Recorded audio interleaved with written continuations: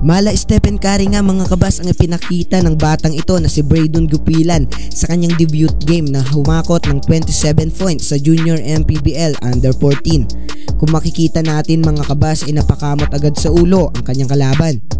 Mandaluyong versus Antipolo nga mga kabas ang magkalaban, ngunit hindi ginawang first 5 si Braydon sa kadahilan ng bago pa lang siya mga kabas sa kanyang kupunan. Ngunit nung 3 minutes na game ay pinapasok na si Braydon Gupilan sa unang pagkakataon. 13 years old pa lang nga itong si Braydon Gupilan mga kabas at may height na 5'10". Sa murang edad nga mga kabas ay makikitaan na natin ito ng potensyal pagdating sa laro ng basketball, dahil kung magpakawala ng 3 sa loob ng court ay mala Stephen Curry nga mga kabas, kaya hindi na nagtaka ang mga commentators kung bakit number 30 ang nakalagay sa jersey niya.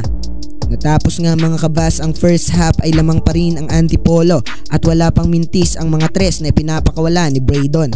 Kung titignan natin mga kabas ay hindi lang sa labas maasahan ng batang ito, kundi pati na rin sa loob ay kaya niyang makipagsabayan sa mga malalaki sa ilalim. Halatang sanay na makipagbanggaan sa mga mataas na kalaban ang batang ito dahil dinadaanan lang niya ang kalaban niya na 6'3".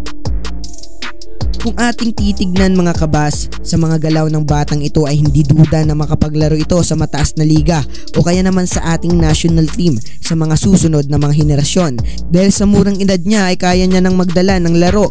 At kung magtuloy-tuloy pa itong si Braydon Gupilan ay tiyak ako mga kabas na malayo ang mararating ng batang ito, dahil magkakaroon palalo ito ng improvement at progress sa paglalaro ng basketball.